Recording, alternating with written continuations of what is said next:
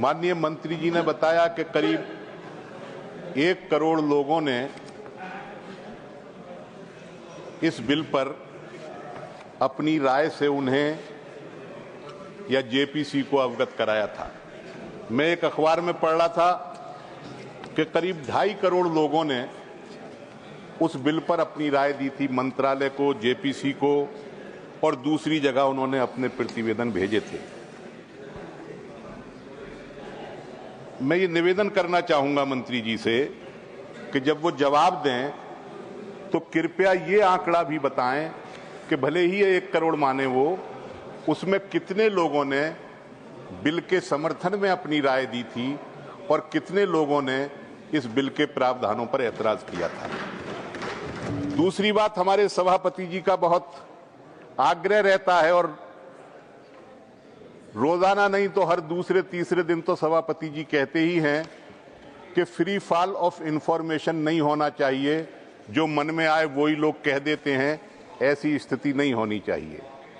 मैं कई दिन से सुन रहा हूं, कल लोकसभा के अंदर भी और आज राज्यसभा में भी माननीय अल्पसंख्यक विभाग के मंत्री जी, माननीय मंत्री जी ने कहा कि संसद भवन भी वक्फ के कब्जे में आने वाला था अगर सरकार नहीं बनती मोदी जी की तो।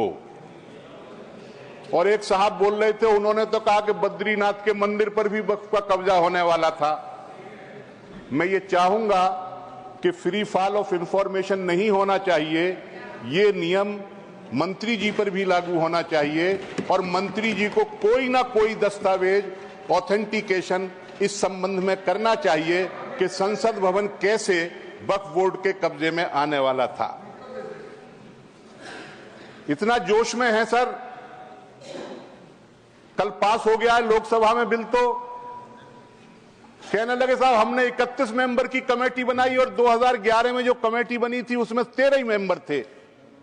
मंत्री जी, आप बहुत जिम्मेदार मंत्री हैं, आपको थोड़ा सा फैक्ट बताना चाहिए। वो जेपीसी नहीं थी, वो सिलेक्ट कमेटी थी राज्यसभा की, और राज्यसभा की सिलेक्ट कमेटी में इतने ही मेंबर होते हैं। आप ऐसे करके दिखा रहे हैं जैसे 31 मेंबर की कमेटी बनी और इन्होंने 13 मेंबर की बनाई थी, और आपकी पार्टी के 3 लोग उस कमेटी के अंदर थे, एक ने भी नोट ऑफ डिसेंट नहीं दिया है। पूरी रिपोर्ट मेरे पास रखी है, अगर दिया हो तो बताइए। सर, मुस्लिम समुदाय का विकास होगा इस नए वक्फ बिल से, यानी जैसे वक्फ बोर्ड जो है आज का, वो मुसलमानों के विकास में सबसे बड़ा अवरोध है, उसे ये समाप्त करने जा रहे हैं। मैं सर मुसलमानों के विकास में बस चिंता इनकी बता देता हूं। सर, एक प्री मैट्रिक स्कॉलरशिप होती थी, बंद हो गई।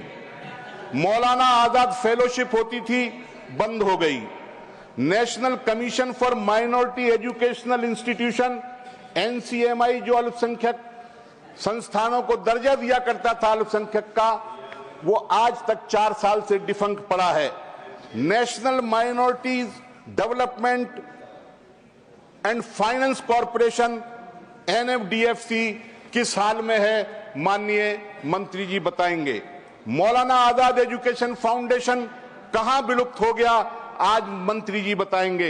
एक संस्था है उर्दू के विकास की, NCPUL, National Council for the Promotion of Urdu language.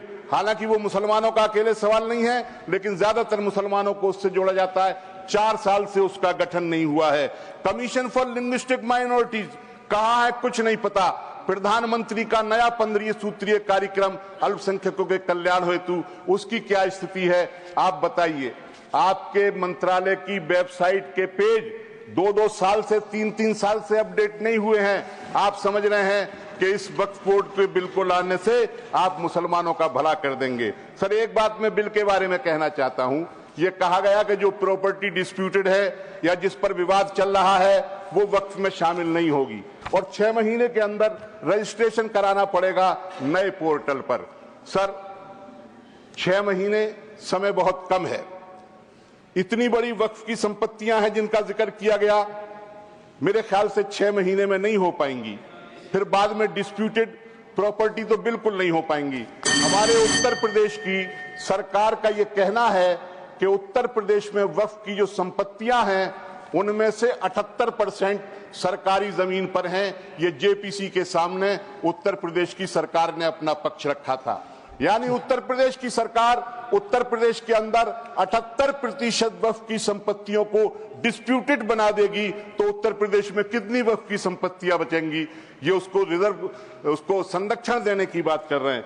Sir, आखिरी बात मैं ये कहना चाहता हूं कि बहुत ही जोर इस बात पर दिया जाता है कि वक्फ की जो संपत्ति है वो बहुत ज्यादा है और उससे आमदनी बहुत कम है।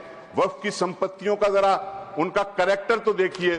वक्फ की जितनी जमीनें हैं उनमें से 60% तो लगभग कब्रिस्तानी है। अब कब्रिस्तान से कौन सी आमदनी होनी चाहिए थी जिसे आप जो है अल्पसंख्यकों के कल्याण पर खर्च करेंगे? वहां तो सिर्फ कब्र खोदने का एक कारोबार होता है।